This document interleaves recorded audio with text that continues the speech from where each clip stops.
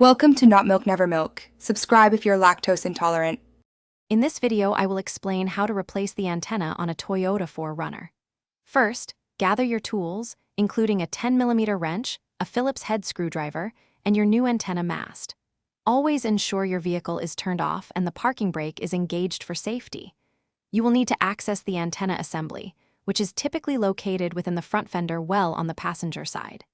This initial preparation saves time and ensures a smooth replacement process. Now, let's remove the old antenna. Carefully pull back the inner fender liner to gain full access to the antenna motor assembly. Next, locate and disconnect the electrical connector that powers the motor, along with the main antenna cable. Finally, use a 10mm wrench to unscrew the retaining nut found at the base of the antenna mast on the exterior of the vehicle. This will free the mast from its mounting point. With the old antenna removed, it's time for the new installation. Carefully feed the new antenna mast cable down through the opening in the fender, guiding it towards the motor assembly. Connect the new antenna motor's electrical connector and the antenna cable to their respective ports. Ensure all connections are snug.